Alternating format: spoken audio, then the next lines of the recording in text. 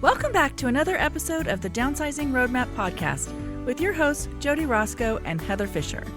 We're talking about all things downsizing, from our own experiences with clients to guest experts. Let's make downsizing easier, one conversation at a time. Hey, welcome back to Downsizing Roadmap. We're here today. I'm Jody Roscoe. I'm Heather Fisher. And we're talking today about how downsizing moves are different than other moves. Yeah, more challenging sometimes, and how you can build a team of people you didn't even know that you need to make it easier. That's for sure. When I ended up with my mom's house, I definitely needed a group of people, and I didn't even know all the people that I needed until I started digging into it. So I'm glad that, through that we have found the people, because going through a lot of that for my own family and just gathering those sources, it's good to have it. And the things you don't even know that you don't know, we hope to share some of that. So. Exactly, because I sometimes people will say, well, what questions do you have? And I'm like, I don't even know what questions. You don't sometimes even know the questions, let alone who to ask them to. So we'll figure out today. We'll talk about building a dream team, a downsizing dream team, right? Yes, and I think that there's hope. If you're feeling like things are really hard, we'll show you some ways that there are people that make those hard steps easier, simpler, and quicker. Yeah, for sure. Yeah. Okay. So why do you think that a downsizing move is more challenging? I think there's a bunch of reasons, actually. When you're just starting out or you're moving, maybe you have a child or you're just getting your first house, you don't have a lot of stuff to bring in. That's totally different from being in a house for 30 or 40 years and collecting things, really things that mean something to you. Yeah. And your college coffee table and your milk crates and, all of your stuff in 4 or 5 boxes coming from an apartment is much different. Yeah, it's not the same. And you fit in the new house because there's so much room in it. You don't even have enough furniture for all the rooms. I remember my first house that we bought, we needed to buy furniture for some of the rooms, right? Absolutely. Absolutely. So, but downsizing, you are taking all the stuff that you've accumulated and trying to put it into a smaller space instead of a bigger space. So that's one thing I think that is really challenging, just maybe the amount of stuff that people have. And then the emotional around the stuff that the people have, right? It's sometimes hard to let go of things. Absolutely. Absolutely. And because it's hard, we don't do it along the way. Right. So we all forget that one in, one out rule, and we just bring in more and all the in and none of the out. Yes. Hopefully we're not still finding that college coffee table in the basement somewhere, but I'm pretty sure Mark's things moved their way out way before my things did. Yes. Yeah. So I think definitely the stuff is what we hear most, and we've talked about that a little bit in other episodes, and we will a lot because that's it's a big piece of it. A main thing. I think sometimes what we find is that it is a lot of people working on the process, meaning family. Mm-hmm. If it's adult children helping their parents, or it's a home that you're trying to go through all of the things that someone has passed away, or you're handling decisions, but you are not the one living in the house, all of those pieces, you hope that you have the right documents in line and that someone has done estate planning, financial planning, all of that, but you're not sure if you don't do this every day. And so I think you need a team of, us as the real estate agents and title companies and a financial planner or, estate and elder law attorneys to make sure all of those pieces, paperwork-wise, work together to let you sell the home or do the financial pieces that you need to. And you need those resources to look at it for you and make sure that's all in line. Yeah. So if you're moving to a smaller place, there's all this stuff, there may be, like you said, financial constraints. Where are we going to go? That's a question. I think that there's a lot of fear actually around it. So that's, I think, another reason why downsizing is different than maybe upsizing. Seems maybe more exciting. Sometimes if it's downsizing, it might be a little bit scary. Yeah. You know where you are, you know what your house is like, you don't know what that future looks like. And so spending some time thinking about that future and what it looks like and how it could be great, because I think sometimes our mindset gets in a place where maybe it's something that's happening to you or you have to do this and you don't want to. But if you kind of change your mindset around that and think, oh my gosh, this could be great. I do not have to mow that lawn one more time. Yeah. I do not have to take care of those 27 flower beds I thought were a really great idea. And even if you love gardening, it could be a smaller amount of gardening in a smaller place. So it's not like you're giving up things that you really... You have to find those ways to make them more manageable in a different space or a different time of life. Right. You can still do the things you enjoy, just finding how it fits into whatever phase you're in. Yeah, I think sometimes you do have to just make it in smaller pieces of what you love, but something more manageable, and really start to think about, get a little dreamy about what it can be, what those goals are going to look like. Is it going to be that you get to travel more, that you spend more time with your family, that you just don't have to take care of as big of a space? Peace of mind from safety or health concerns. Right. Safety is a big deal. Does the house not work anymore? Can you not get upstairs really easily? Like those kind of things. And so really start thinking about it as a positive instead of something that's scary, because I do think that sometimes fear kind of comes into it and causes people to have a less good experience than they could have. Yeah. I think sometimes a downsizing move is different because of timeline too. Right. That hopefully you're listening and taking some advice and doing lots of planning ahead and taking it at whatever pace you can. But oftentimes we run into clients that haven't done that, and then it's crisis and quick timelines, and getting all the things done in a quick pace on your own is not easy. So that's where that dream team of people who do it day in and day out can come in and do something quicker, that, things that are possible to do on your own. But if you've run out of a timeline, right, and you have to do it quicker, those resources can pick up that, slack for you and do it quickly and get it accomplished in the easiest way. Yeah, I think that sometimes I think if you're listening to us, what our goal for you would be to just get started. And whenever it is that you're ready to make that move, you will be ready. So as we start talking about these things, and we'll get in depth in some other episodes specifically about, financing and all kinds of paperwork and all kinds of things, pictures, what are you doing with all your pictures, all kinds of things. We'll get in depth with that stuff. But our goal is for you to just get yourself ready. And sometimes that may take a year or two. But if you don't have that time, don't worry about it. If you have to get something done immediately, we can absolutely help you get that done, no matter how overwhelming it seems to be. If you have that team of people, it can happen really quickly. Yeah, absolutely. And that is the best advice that we can give, is to be ready. Right. And if you're not, we can help with that piece. So, either way, the path works. Yeah, we have a 5-step process. And the first 3 steps are basically the getting ready. And then the second 2 steps have to do with selling the house, which, eventually is going to have to happen, or you'll want it to happen. Actually, yeah. Again, we talk to people all the time who have felt so overwhelmed and weren't sure where to start. And once they do it and they move, they're always like, oh my gosh, why didn't we do this sooner? This is so great. Absolutely. So over and over, we hear that so many times. So don't, if you're stuck, that's okay. We'll try to get you unstuck. But I do think that waiting too long We have definitely seen that, and then that makes it just so painful because then it comes from a point of crisis, and either you're not healthy enough to handle it, make those choices yourself. Somebody might have to make them for you.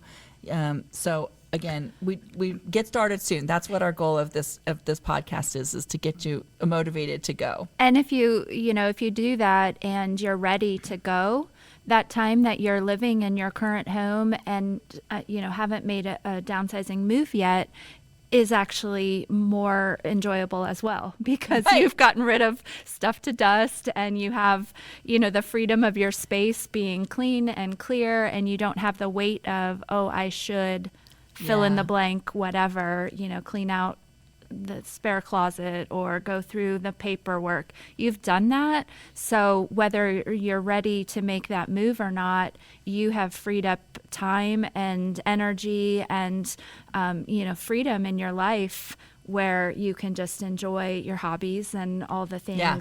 So either way, get started and get to that point of being ready. Yeah, because I think whether you think so or not, it weighs on you.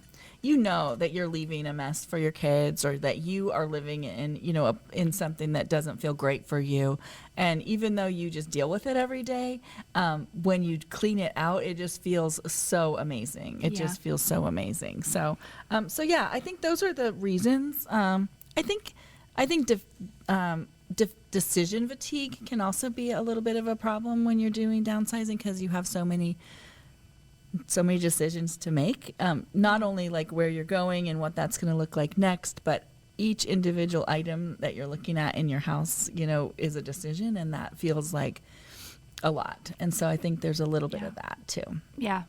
When you get started and you do a little bit at a time, you can manage that decision fatigue much better. Because when it sets in and you're wanting to cling to the, gum wrappers is what the example you always give. Like, right. I can't get rid of this, last gum wrapper. It's my most important one. Right. When you're at that point, you can stop for the day and reward yourself that you did a little bit of action. And, we know from our own business and own things, a little bit of action each day adds up to, incredible results. Right. So although it seems overwhelming, you take those small bites every day, and then suddenly you've accomplished so much. So it's definitely a good way to approach it. Yes, I totally agree. So let's talk about who are the vendors, who are the kind of people, what kind of dream team do we need to put together? Like, who are they, and what can they do for us? Yeah, I think there's a couple different big, broader categories. And if the first category we talk about is stuff, that can be anyone from estate sales to donation resources to clean out people. So do we want to dive into a little bit to what each of those do and what those are? Yeah. An estate sale is a great path if you are ready to, you're ready for that next place and you know where you're going. The estate sale path pretty much looks like taking what you want, what your family wants, all of those choices, but all of the rest that you don't need or want anymore, you don't have to, sell each item individually yourself, or pack each item, or store each item, or convince each kid to take it one by one. Guilt is not a gift. Yes, I love that. Guilt is not a gift. You can just take what you're taking and what the family's taking and move to your next place. And then an estate sale company will come in and do the sorting and pricing and advertising for the sale and handling, of a sale. I don't think I personally do not like garage sales. So someone else to have them. So someone else, having that sale and handling all of that, I would much rather do. I don't think there's a lot of people that love all that time and effort for a garage, holding a garage sale, and the estate sale is, that, but better, a professional version of that. So if other people are doing that, and you are comfortably settled in with all the things you love at your new place, that is a really great option to do that. And an estate sale company typically will then handle it from that point to your home is empty and ready to sell and clean. So all of those steps follow behind that you're not coordinating with donating what did not sell, final trash out of things that were broken or damaged and things that can't be donated, and then a cleaning crew to get the home ready to go on the market. So all of that being handled for you. Yeah, I think an estate sale is great if you want to move fast. Well, sort of fast. Yeah. Estate sales are a couple months out. And so if you really have to move fast, then that may not be the option for you. But if and we found that most estate sale people are booking a month and a half to a couple months. And they need out. a little time to prep Right. for the sale and advertise it. Right. So of there has course- to be a little bit of time in there. But if you have a few months time frame, and you don't want to go through every single thing in your house, then I think an estate sale is great. I think some misconceptions about estate sales are, I think that you're going to just make tons of money. And Don't we wish? and so I think that estate sales are really great for what you just said, in that they get, it's like you put that machine into process, and it just gets handled, and when they're done, then the house is empty, and whether you have to make some repairs or whatnot, other than that, it's ready to go, Yeah. ready to be put on the market. So I think estate sales are fabulous for that, and you're not the one doing it. Yeah. Whether that's hefting things into the Dumpsters dumpster. I have done that. Driving it carload by carload to donate. And back to the decision fatigue, trying to decide, where should each of these things go. Now, if you have a couple years and you think that's what you want to do, maybe you do go ahead and donate and, get things into the places that you want them to, and just kind of live in that, more simplified, cleaned out house. And then, at the end, you're ready to be ready. yeah, you're ready Yeah. to be ready. So I do love estate sales for that purpose, especially. But I think sometimes, unless you have things that had a lot of value to begin with, that you were really spent a lot of money on, the best part of the estate sale is that Handled it's done. for you. Yes. Yeah. So Big fans of that. big fans of that. Yeah. So and auction is the same kind of idea. So Yeah. a little bit different way that they handle it, but the same kind of an idea of an auction versus an estate sale. Yeah, correct. And then, staying on the house for a minute, if someone's been in their house for a long time, it's likely that, sometimes all the maintenance items have been kept up on. Sometimes it's a situation where there's been some deferred maintenance and things need done. And sometimes it's a matter of, we've been here a long time, we're not sure if we should do updates to get it ready. What repairs should we do? What repairs should we put on hold?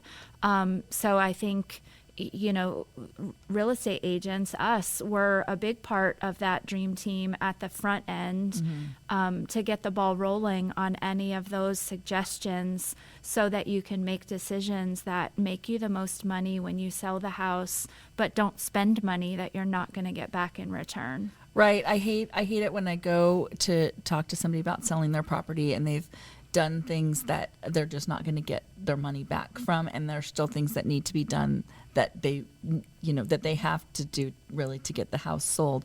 And so I want them to spend their money really in places that actually will, get them back a return, and not spend their money if that's not the case. And so we're happy to talk to people, even if it's going to be a year or so before you're actually going to move.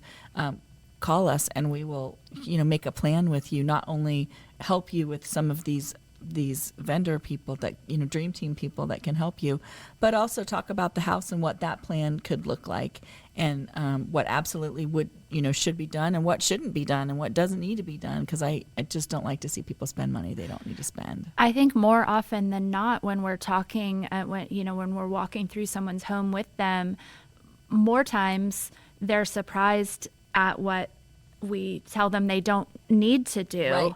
Right. The real estate market is different in different eras, different, whatever. And Yeah.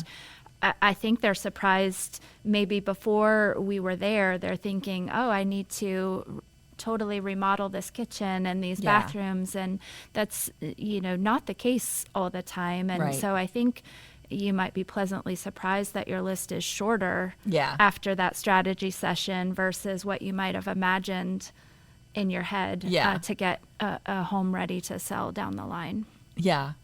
So if you can't get yourself motivated to do things, somebody else that could be on the dream team is a professional organizer. Absolutely. Yeah. So there we have some people who do that, and you definitely could have somebody just come walk hand in hand with you. Basically, how they work is they usually come, kind of assess what needs to happen, work alongside you for a little while, and then give you some homework. Yeah. And kind of make that be like an accountability situation, so that next week when they come back, that stuff is hopefully, you've gone through that one box, not overwhelming amount, but just have somebody, number one, in the beginning to walk you side by side and just talk to you about it, and then, give you some homework to get that done. Yeah, absolutely. That goes back to that decision fatigue and that strategy. If, the big concept of, I need to get rid of things, I have too much stuff, that's not a defined plan. So I think that professional organizer, she can make that same type of plan for the downsizing of your stuff and helping know what do you need to make decisions on today. I'll be back, tomorrow and doing some of that together, and maybe some of the labor part of it too as well, when For sure. Yeah, if the boxes are too heavy or any of that stuff needs to happen. Setting up those stations for And going same through for it. actually moving into the new place. Like we have people that can unpack you, help set up the house, all of those things, depending on if you need that, because your level of ability is not able to do that. We absolutely have that. Or if you're just overwhelmed by the thought process of it, sometimes it just genuinely helps to have somebody walking alongside of you doing it. Yeah, I mean, it's almost a designer with your own things. Yeah, they're exactly. setting up your new space with the things that you love, and in a way that maybe it's just a lot for any of us to do on our own. So that's great. That's great. If you have gone the path where you are going through things, we have some great donation places on our website, so you can take a look at that at www.downsizingroadmap.com, and take a look at different places that you can donate things if you're looking specifically for that. I do love to find places that really need certain items and be able to get them in the hands of the people that need them. Yeah, absolutely. It makes it much easier to get rid of things when they're going to be loved and needed by the next person. Right. So if you're going that route where you're going through the stuff yourself and you're looking for donation places, take a look there. But there, in every city, there are some amazing people doing amazing things, and can help you with donations. So that's another one. Professional cleaners. You might, you're probably going to need somebody to clean the house once you're done. Yeah. I know I would want that. I mean, can you do it? Yes. And if that's in your time frame, that's okay.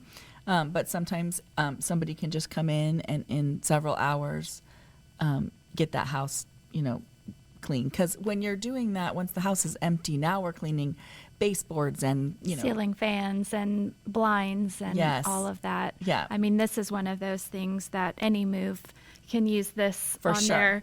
on their team. But it's not a reflection of how you've kept your house and all of that. Every house once you move all that furniture out and once you pull things out of the cupboards, every house needs that really deep Yep. clean. No matter what it looked like from the start, it needs all that dust and, the stuff that was tucked behind dressers you didn't move and, under the bed and things like that. So that's a great, resource to have, and just have it handled, move to the next place and be settled and let someone else be doing all of that scrubbing. Yep. Yeah. Have we handled everything in the house? Contractors, we have all of those, no matter what needs to happen with the house, we have all of those people. And if you're not in our area, your realtor also probably has those people, or some good resources to be able to find those people. But Yeah. sometimes, I'm not going to advocate storage facilities, but sometimes you do need to take some things out of the house to sell it. If your move is a transition. So sometimes storage units or pods or something like that could be part of your moving, but I'd really rather have you let it go. Yes, yes. And if you have the storage unit already, make that part of the whole process, and don't, let's move that budget item off the list. And, Right. What does our Jerry Seinfeld videos say, that you're paying to go visit Your your garbage. garbage. That everything is in the process of becoming garbage. And so once you have put it out of sight, out of mind, right, it's more likely to be that than not. And it may not actually be garbage, but it might be not useful to you anymore in your life, which means it's time to let it Get go. it to the place it needs to go. If that's family, move it to the where they need to have it. If it's donation, let someone else get life out of it. If it's something that you love so much that you want in your life every day, let's find a way to honor that piece and make room for it, or make a piece of a collection something that you can enjoy every day. That's the most important part, I think, is enjoying the things you love, not having dusty boxes of things you don't love. Right, for sure. That's it in a nutshell. And you have to be honest with yourself. If it's in a box, you don't love it. Because, or you don't have the room for it, so something else needs to go so that you can display it. And so you need some ideas to get it out of the box and use it in a way that works for the space and life stage that you're in. Yep. Honestly. Yeah. Yeah. So a different category, and I guess part of it goes with going through your things, but paperwork and financial documents. You may need a financial advisor and or an estate lawyer. Yeah. So both, probably. Yeah, probably both. Yeah. So we want to make sure that the deed is properly written, so that if it's a survivorship deed, so that if one spouse passes away, it automatically goes to the other one. There's a lot of things that there are unknowns about sometimes, that you didn't know it wasn't set up the way that it needed to be set up. We've had that happen with our own clients. And so having somebody look over that information is super important. Yeah. And also protecting your assets. Yep.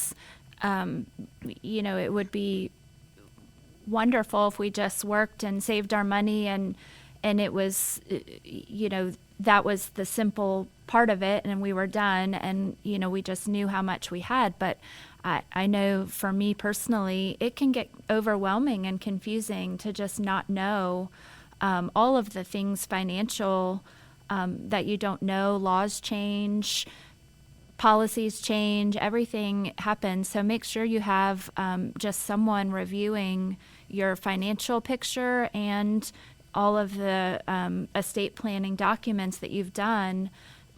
Once a year would be ideal, at least every couple years. Just make sure that you have someone in your court that is looking at that and looking at ways that you will benefit, not be penalized for decisions that you make. I think that's really important. I think too, if you're looking to move to another home, a condo or a smaller home or a ranch, there's a lot of unknown financials. If it's been 30 years since you bought a house last and you haven't had a mortgage for a while, and you might, are you transferring equity from your current home to the next? How do you do that without being homeless in the interim? How do you do that if you need a mortgage on that next place? How do you do that if you're in retirement and your income is not different? I mean, I think there's just a lot of questions that can come up. So part of that dream team that you're assembling, you definitely want to be those financial people, right, that can make sure you're making a good decision. So your job to get to that point is to get all of the important papers in your house in one place. And so I know this specifically because it took me 2 weeks to find the title to my mom's car after she passed away, along with, all these other papers that it was in with, like junk mail and stuff. It was just a mess. And so if you put all that paperwork together in one place, that makes it easy for you to take to your financial advisor and your estate attorney, because they're going to need it anyway. But most of the paper that we have in our house can go away. Tax returns from 1972 don't need to be with us anymore. We just need basically our most recent statements from all of our accounts that we have, and then a lot of the marriage certificates, deaths, anything like that, military paperwork, those kind of things. Title to the car.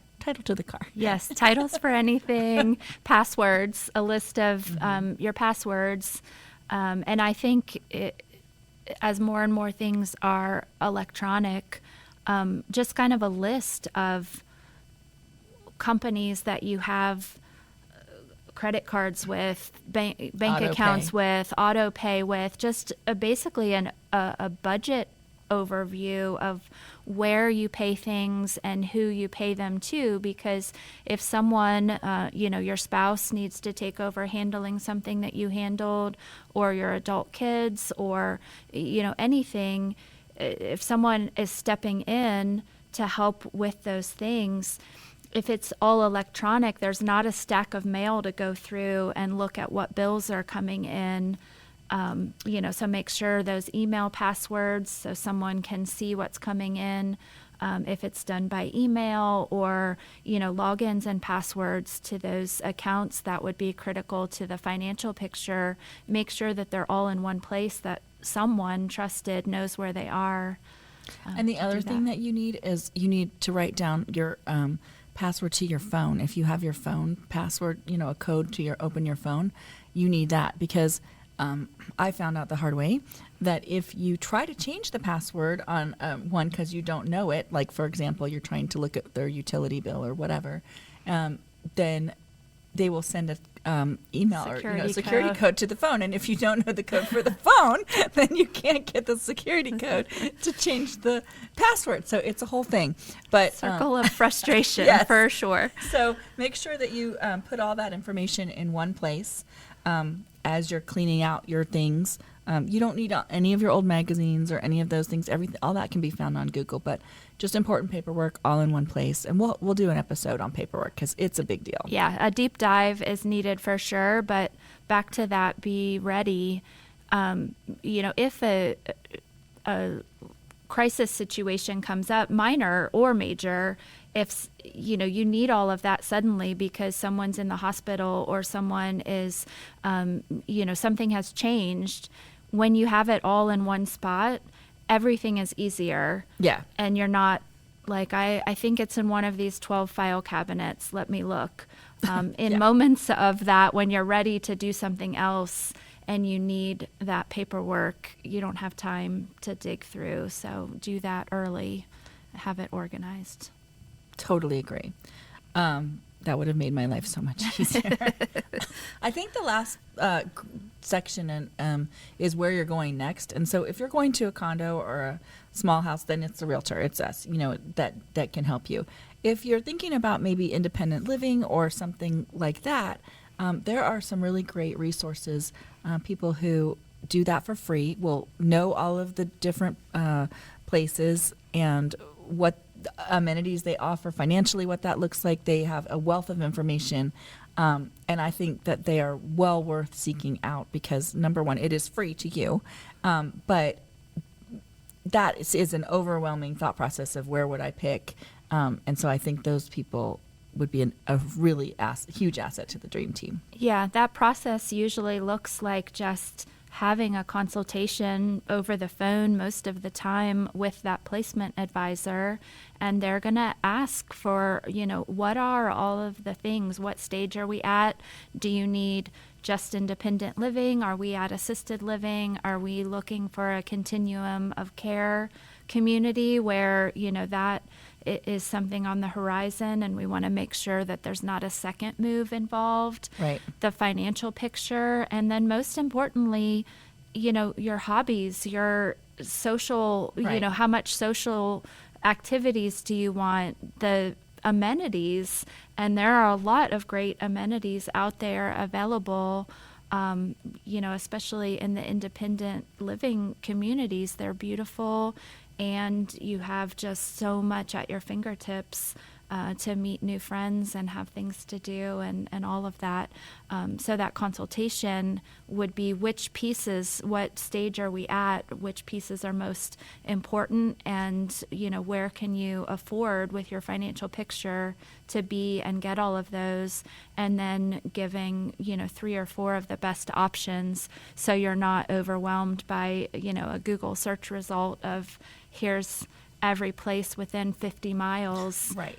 How There's do a you lot. even dig into that and know what questions to ask? So it's an amazing service. It and really is. the people that we know doing that are just the best hearts that will work so hard to make sure that you're finding that perfect community to land in and enjoy. Yep. Yeah. So I think that's the last kind of piece of that puzzle.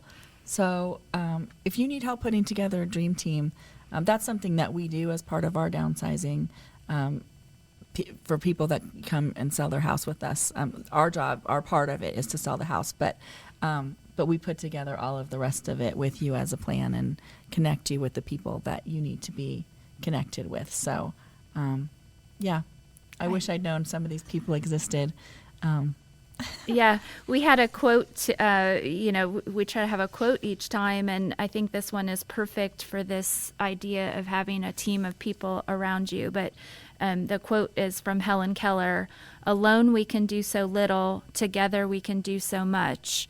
And I think that that's perfect, and it is always easier and less overwhelming if you have some help making that strategy and breaking it into small pieces. Well, and I think just don't look at help as a weakness, right? Look at it as a strength, right? You're doing your part that you're good at, and you're going to have some other people that are doing the parts that they're good at, and together you're going to make it happen. Teamwork. So much. Yes. Yeah. We love teamwork. Awesome. Well, stay tuned, and we will see you next episode. Yeah. So next time we're going to do a book report.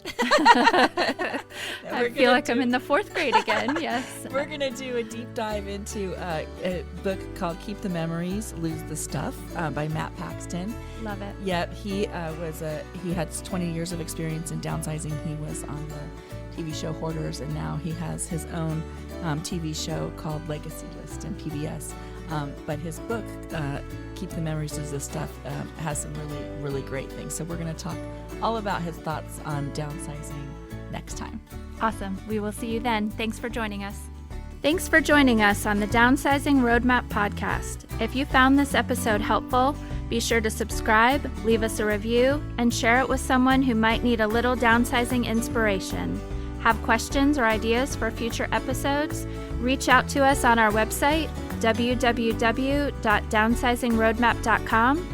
Until next time, let's keep simplifying and moving forward.